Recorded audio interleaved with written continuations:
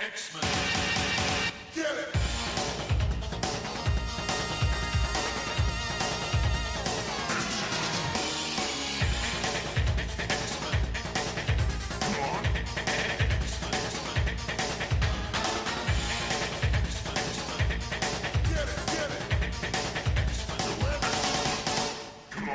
Good morning, everyone, and welcome to a spooktacular episode of Battle of the Atom.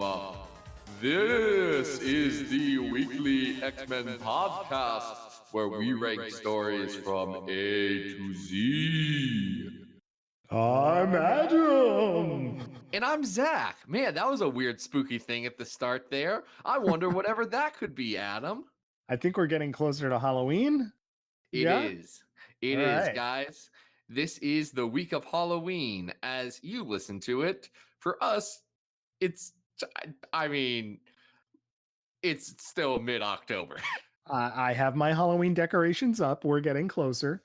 We have pumpkins on our porch. Does that Wow. count? Are the squirrels eating them? I'm always afraid to buy pumpkins too early. I feel like the squirrels are just like, lunch. I don't have a lot of squirrel-based problems in my life, if I'm going to be very honest with you. I'm envious of you. I don't know. They seem to be, they have like little squirrel gangs in my neighborhood. Anyway. Now, squirrel gangs aside, those squirrel gangs, that would be a good horror movie. That's like The Purge mixed with, the birds. I don't know, Up? Oh, The Birds. Yeah, that's also a horror movie, I guess. But no, today we are actually taking a break from our Patreon guys, and they're still great, and gals, and really everyone. I'm using that as a very inclusive guys because the English language is still growing and learning and evolving, as we all are. But we are taking a break from Patreon request to celebrate the spooktacular month of Halloween. And we thought there would be no better way to do that than with some scary stories. Yeah, some of these are scarier than others, and for a variety of different reasons. We're gonna go with a story about vampires. Now, Adam, you're aware that the X-Men have a long and fabled history with the Draculas. Yes, absolutely. And I believe on our list we've talked about their run-in with Dracula, who is very much in love with Storm. But that's not the only time they've run into Dracula. No, they've run into a lot of Draculas, vampires, a Frankenstein or two. Mm-hmm. And there's this one time where all the Draculas came to their island to try and kill all the mutants for just, frankly, unexplained reasons. It's called Curse of the Mutants. Yeah, I was going to say, that sounds like a curse of the mutants. Yeah, this is X-Men Volume 3, numbers 1 through 6. This is written by Victor Glesher with pencils by Paco Medina. And this is the core title of a very big event. Yeah, how many books are actually in this? We're just covering 1 through 6, but there's also like bookends to this, right? And crossover stuff. So there were, because I may have ended up reading all of the Curse of the Mutants stuff recently. Okay. Sorry. I mean, I sure made a choice. Yeah. But there was a 3 or 4 issue arc in Namor's solo book that started at the same time of this. Mm-hmm. There was an issue, a couple one-shots. There was one about Blade, one about Storm and Gambit, one about the X Club, which isn't as good as I want it to be. Yeah. And another 2-issue kind of anthology book that has a lot of different short stories about X-Men and vampires. Nice. Also, and I think this is a good way to discuss a lot of my feelings about Curse of the Mutants. Before this, Victor Glesher wrote a oversized one-shot called The Death of Dracula, where he killed Dracula, also gave him a very Final Fantasy-ass looking outfit before he killed him, and had Zaris take over. That's Dracula's son, right? Yes, it's his son. Yes. Not his son from Castlevania, Alucard, who is reverse Dracula. Yeah. No, this is a bad son named Zaris who has found a pendant that can make vampires be able to stay in the sun. Also, there's a bunch of vampire clans now. Did you know that, Adam? Yes, there's all kinds of ones. I'm not sure that I really understand what they all are, but they all kind of look a little bit different. Some of them are a little gargoyle-y. Some of them just look like normal people, and they all seem really interested in turning mutants into vampires, which makes for it makes sense that the X-Men are involved here, I guess. Yeah, it's one of those things that I find a little odd. It's someone trying to write in an explanation that never needed to be there. Yeah. Like, we were willing to accept that there's just a bunch of different vampires and they follow whatever rules that you need. We don't need to know that there's like 40 different vampire clans all vying for power. No, it definitely gets a little bit too involved in the politics. Because, X-Men versus vampires, I'm in. That's fine with me. I mean, okay. So I'm less in because this is what happens. A vampire in a gimp suit explodes in the middle of San Francisco, and his blood gets on a bunch of people, including a depowered Jubilation Lee, No.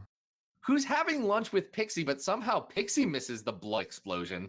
Yep. Even though they're standing literally across the table from each other, a very small bistro style table. Yep. And then that drives Jubilee into a bloodlust, and she wants to become a vampire. So she goes to become a vampire, and then all the vampires try and take on all the X-Men. So the X-Men have a really good idea. And Adam, what's their really good idea? Oh, well, since Dracula is dead, they're going to put Dracula's head back on Dracula and tell him to go and, kind of retake the throne. And it's really funny. Okay, we got to talk about this. Yeah. First things first. The plan to fight all of the vampires is to convince the most powerful vampire that he should also fight vampires. Yes. The X-Men are friends with the Avengers right now. Like, this is just after Second Coming. Cyclops just got the Presidential Medal of Honor. That's a real thing that had just happened in continuity like the month before. They basically put Dracula back together like a Lego minifig. It's great. They're like, Namor, go get his head and then take the stake out. And it's just like, bing, Dracula's back. It's great. It's such a choice.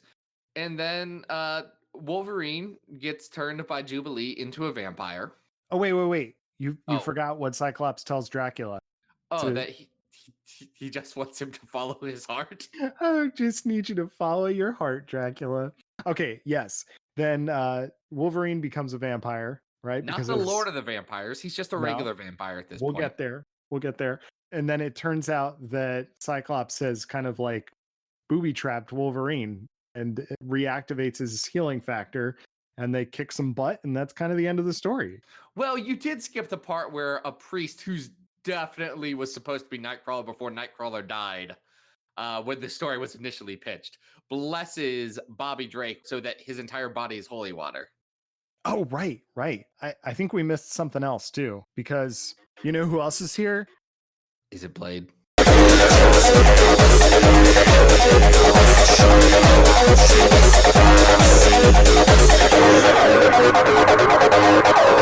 Yeah, the Daywalker's here. He wants to fight Dracula. So you don't like this, right? No, this is a bad story, and here's why. This story is a story with a lot of goofy stuff happening. And the fact that some stories are on this list pretty high tells you I like some goofy stuff in X-Men stories.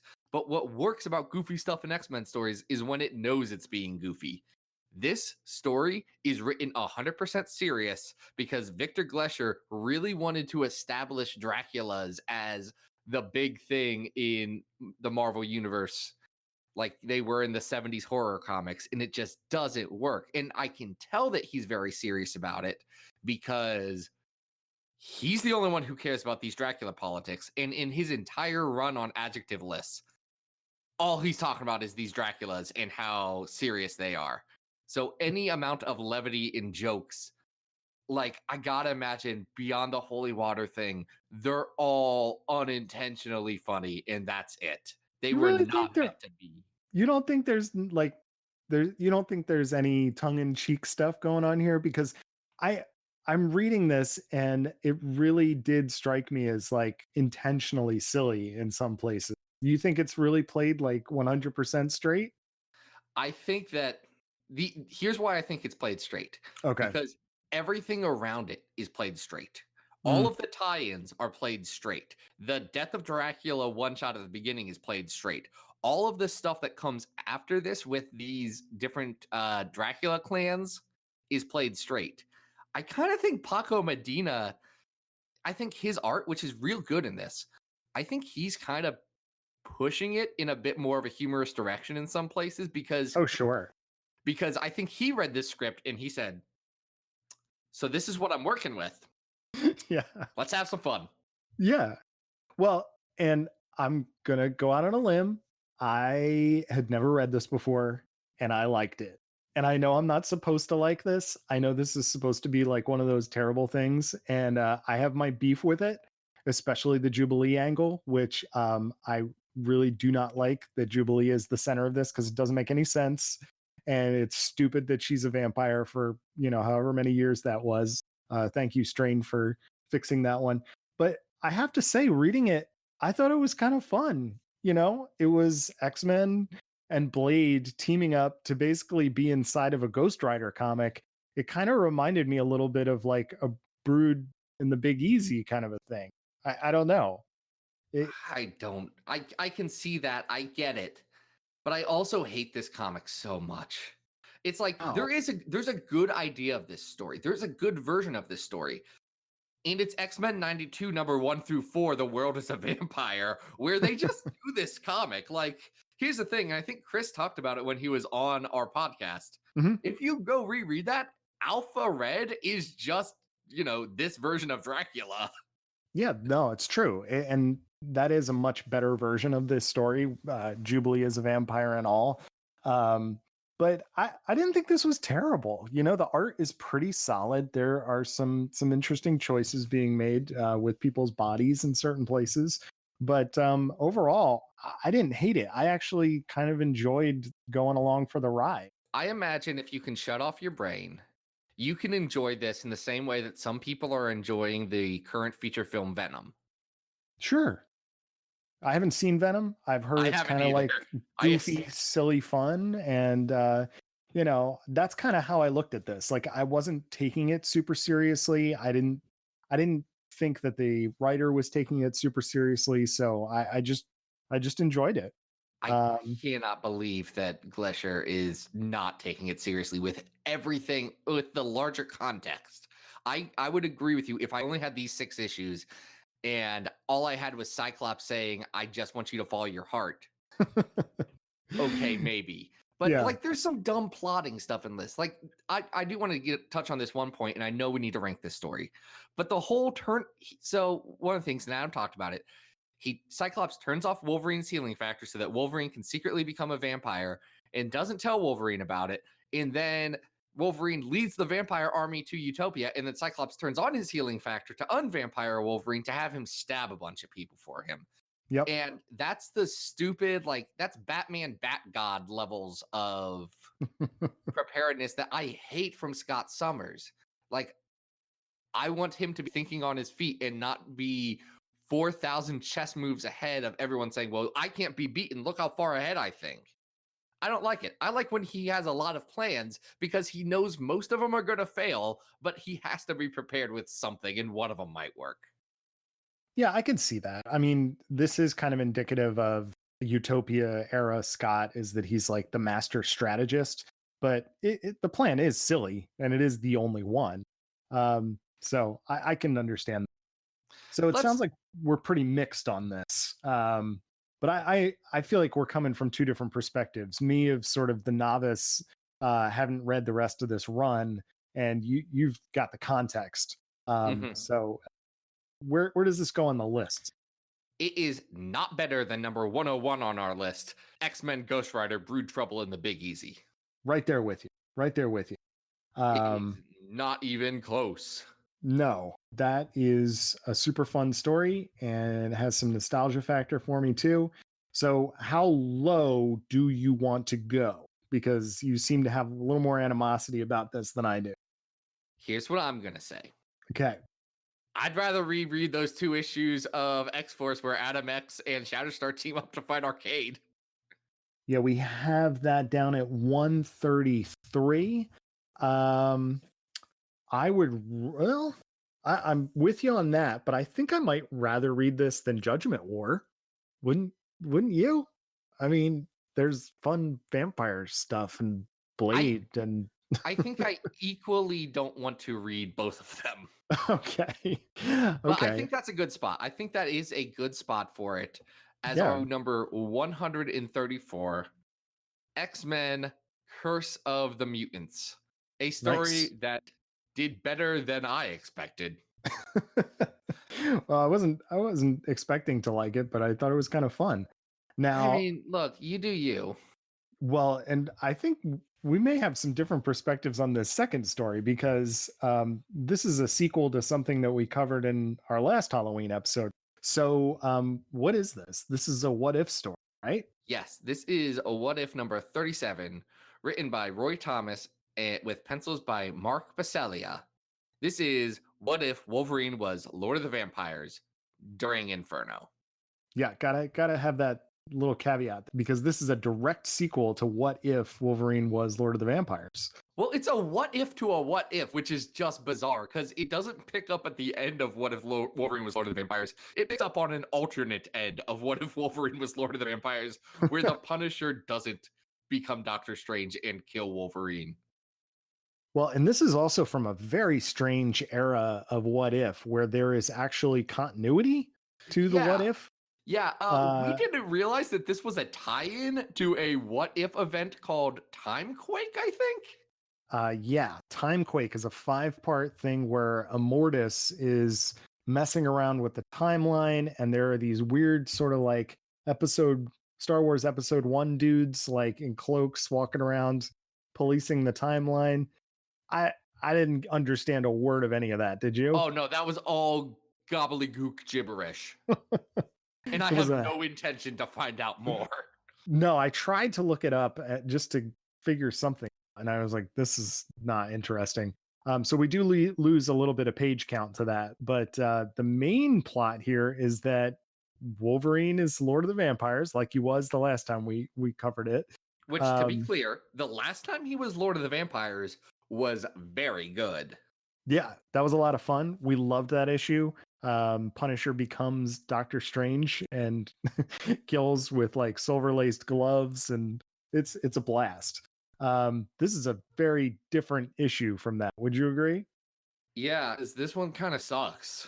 I gotta say, the Mark Pacella art here is killing me. It's so bad. It's very bad. Like, here's the problem with this.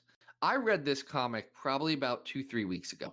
Mm-hmm. And I was prepping for this episode. I sat there and I said, I don't remember a damn thing. I don't know what happened to that comic at all. So I had to go back and flip through it again to try and pick up anything to be able to talk about it. Because kind of nothing happens. I forgot that it was a weird tie into a bigger what if event. Yeah, and kind of nothing happens, but kind of a lot happens because we're in Inferno.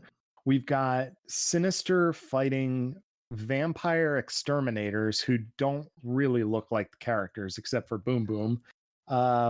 We've got Nastir plotting something. Dormammu is in this issue. Sim is around. Yeah, the Phoenix is here, and it's just kind of hard to follow because like I just said, the art is Bad. well, like you've got certain panels where Pacella is straight up tracing over Jim Lee, and in others where he's going really Liefeld. It's this weird combination of I don't know really what I'm looking at. You know what I mean? No, it's everything people complain about when they complain about 90s art. Yeah, it's kind of like that era in the 90s where you were getting like the third generation grunge bands. Like we're already here with image art in Marvel. So you're saying this is the collective soul of Marvel artists. I don't know. I think Collective Soul Shine might have a little more value than this artwork here. Like there are just these weird things that are happening. Like there's a panel where Madeline Pryor's butt her butt cheek is like extending off of the panel for no reason whatsoever. Like I said, there's clearly panels here that are like, there's a panel of the Phoenix, the Dark Phoenix, that's very clearly traced over Jim Lee's What to Come artwork in X-Men #1. There's some poses here that look like they're pulled from other things, and it just doesn't, I don't know, visually it's such a mess. Well, visually it's a mess, and structurally this story is, it's a rough one, because kind of what happens is someone fights someone, and then someone bigger shows up to fight them and kill them, and then someone bigger shows up, and then someone bigger shows up, and then eventually the Phoenix shows up, and that's it. It kind of just ends because Wolverine gets transported into the next part of this crossover. Yeah, it doesn't even resolve itself. I think the resolution to the story is that since the Lord of the Vampires got sucked up by the guy in the shroud, who I think by my research is actually a Mortis who's messing around with this whole timeline situation. I mean, that sounds like him. That Sinister is going to repopulate this timeline with clones of the X-Men. I mean, sure. That's like a panel. The the rest of this Timequake stuff gets in the way of it. So this is not nearly as fun as what we had covered in prequel. Like, this is what happens when what ifs go bad. This is trying to do so much in such a tiny, tiny page count that nothing feels relevant, nothing feels earned. Like, events just keep happening, but you don't care. No, and there's weird stuff. Like there's a page where Wolverine throws his arms in the air and says, "The winner and new champion." Like, wait, what? Wolverine does not talk like this, whether he's a vampire or not. Roy the boy. Oh man. It's weird. Like, I know we had the exact discussion when we talked about the first Wolverine Lord of the Vampires, where I don't think Roy's taking himself all that seriously. Right. And I think the exact same thing here. I don't think Roy Thomas is taking himself all that seriously here, but I think this is bad. Yeah. Well, yeah, the crossover doesn't do it any favors, but it just becomes nonsense, both in its writing and visual. It's a mess. It's not the satisfying sequel to a very, very good What If that I wanted. And that's sad because we did like the original one so much, but you're going to be hard pressed to get anything meaningful out of this. So it was kind of reminding me of like that last issue of the Shatterstar saga where the art switches and you're like, I don't know what's going on anymore. I don't know how low you want it to go on the list. I mean, it's worse than Curse of the Mutants, and that's hard. Yeah, it's not very good. I mean, would I rather read Psylocke and Archangel Crimson Dawn? Maybe? I think I might. Just because that's a story with a beginning and an end that I might actually understand. I think I might. I honestly think I might actually reread the Shatterstar saga from X-Force. I think I might too. It's about as messy as the original Avengers versus X-Men crossover from the Silver Age. Is it better than the X-Men 100th anniversary special, which was another weird, bad What If? Ooh, that's taking it. I think this, I don't know. I never want to look at that anniversary special again. Do you? No. I mean, this at least has like, I don't even know what like the value Eve of this is. Destruction is probably better than this, right? Yeah, I think so. I mean, that has that sewer issue, so it has a spark. That at least has that one really good gag. Yeah. Yeah. So okay. Is this 153? What if Wolverine was Lord of the Vampires during Inferno? Gets a very unceremonious and spooky 153 on our list. That is a disappointment, I have to say. I was looking forward to reading it, and when I did, I was very disappointed. Like, I was so excited to know that a sequel to it existed, and like all sequels, it let me down. But yeah, yep. We got a different story on this list. We got a last one. Mm-hmm. This comes to us from the year 2000, the millennium, Y2K as some call it. And this is from the book Generation X. This is number 62. It's a one-shot called Monet, Vampire Slayer. It was written by Jay Faber with pencils by Matt Smith. Mm-hmm. And and Adam, a couple other pencilers. We've got kind of like a team of pencilers and inkers that take over on individual pages, right? So a little bit of a mix here. I'm sorry, you were going to ask me something. I was gonna just ask you, Adam, what happens in this comic where we are promised Monet slaying vampires? Well, I think I've mentioned this when we did some Weed and Astonishing. I was a big teenage Buffy the Vampire Slayer fan. Loved the show when it was on, at least for the first couple of seasons. And so when I was getting ready to read this, I was like, oh, cool. They're going to do kind of like a spoof on Buffy. That's not really what this is. Monet has Yeah. kind of gotten sick of going to school with Generation X. So she enrolls in a private school, and the dean of students, I guess, is a vampire, and she stops him. That's about it. Yeah, There's not much more to it. it just kind of happens. Yeah. The cover's really good. The cover just says Monet Vampire Slayer, and it's Monet holding like a steak. Not like a T-bone, like the one that would be most relevant in a vampire-based situation. Early Terry Dodson looks really great. There's some really cool artwork inside that is, kind of emulating a Kevin Nolan or a Mike Mignola style. And I was kind of hoping that style would continue through the book, but because the artist switches up, there's a couple of pages that don't match towards the end of the story. So this is the end of Jay's run on the book, and he actually had a pretty decent long run on the series, and unfortunately, it got cut short with the 2000s Revolution Counter X stuff. Mm-hmm. So this is kind of an unceremonious end to all of that, and that's unfortunate because this issue is not the most indicative one of his work on the series. Yeah, I mean, it's certainly not terrible. I think it's fine for, a standalone, just kind of a one-shot deal. Lets Monet be Monet. And, you could do worse with telling a little offshoot story for a single character, but it is odd as like a farewell issue for sure. Yeah, it's a one-shot. It's got a vampire, and Monet stabs him. And that's Yeah, it. that's about it. And, it's fine for what it is, but it certainly doesn't make a huge lasting impression. Yeah, that's disappointing. It's so exciting that the book has Zach yawning. I'm sleepy. I have a child who's been singing the Halloween Town song from Nightmare Before Christmas for a very long time. Yeah, that's a good one. It is. He's dressing up as Jack Skellington for Halloween. He's very excited. His costume just came in today. Oh, that's great. That's Yeah. good. All right, so we have a couple other Generation X's on the list. We had the last time we talked Gen X, we talked about the Underground Special. This is not as good as that for sure. And then, where did we put that time where they fight, where Chamber fights Omega yeah, Red? that's down at 112. So is this better or worse than that? I don't think it's better. No, I don't think it is either. It's certainly not as memorable. That had some cool character beats in it. That was, like Lubdell Party. Yeah. So where's this going? I think this is better than Deadly Genesis at 128. Okay, I can get behind that.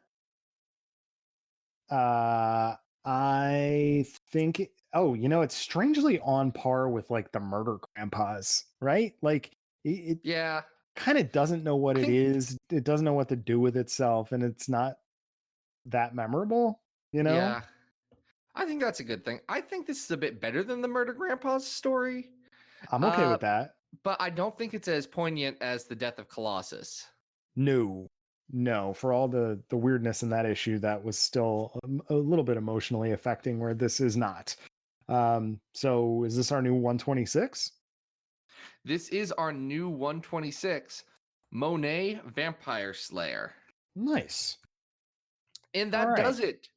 That was a fun little spooky Halloween episode for y'all. Yeah, I hope everyone has a nice thirst for blood. Make sure that you're safe out there on that Halloween as you trick or treat. Yeah, I mean, look, guys, if you're listening to this podcast, you probably shouldn't be trick or treating. Let's just throw this PSA out there. You're probably have aged out of it, and that's fine. You can buy candy though. Hey, Or well, I was going to say, we don't know. I mean, there may be some teenage hooligans out there who are going to be that kid who shows up at my door and says, "This is my costume," and they haven't actually dressed up, and I still give them candy because I'm a nice guy. see, I wouldn't do that. I'd say go No. Halloween somewhere. Come on. Get into it. I'm too nice. Well, I sit there in my Wolverine bodysuit. It's the only Halloween costume I have. It's very old, but I don't want to buy a new one every year. And my wife sometimes makes me dress up. There you go. Well, at least you got one hanging around. That's good. Yes. My or was going to be, or you can save all of that candy money and just toss it over to patreon.com/XavierFiles. That supports this whole enterprise. If you support at the $2 a month level, you can make a request to get a story you want talked about, and we'll craft a whole episode around it. We got some really fun ones coming up soon. Yeah. So get excited about that. But what else you can be excited about is Adam Reck and where you can find him online. Guys, you can always follow me on Twitter at Arthur Stacy. We've got new pages of Bish and Jube's issue 4, Attack on the Mansion, coming out every X-Men Monday through December. And I think I mentioned this Retcon X collaboration that I'm doing where we've got some new music coming out. But I still don't have a release date for it. So at some point that will come out, but I like to keep teasing you guys about it. So, so wait for that. Oh, and the exceptional guide to zine baking or something like that has hit its goal, which is awesome. But now we're going for stretch goals. So if you haven't ordered your copy yet, do it because it's going to be awesome. And I think this is the last week for the Kickstarter. So okay. Well, as we record it right now, they've still got several weeks. But again, when people hear this and when we are in different temporal spaces. We're time traveling. Yes. I mean, in a sense. But yeah, you can find my stuff at where's it called? This is XavierFiles.com. It's where I've got all the latest X-Men news. Some articles sometimes. Some other stuff. That's where this podcast is. You can also go over to twitter.com/XavierFiles, where I tweet about Twitter things. Woohoo. Mostly X-Men, sometimes not. Sure. It just depends. Next week, though, we got a real treat for you because you know who we're going to be talking to? I think it's pretty much our highest profile guest yet, right? I mean, this is like kind of a big deal. Who are we talking to, Zach? It's one I'm really excited about. We're talking to Fabian Nicieza, you know, the guy who created Adam X, the Extreme, and also who wrote some really good X-Men and X-Force and like Cable and New Warriors and Cable and Deadpool and NFL Super Pro and just so many things. I'm excited. It's going to be great. But until then, this has been Battle of the Atom, and we hope you survived the experience. Get it!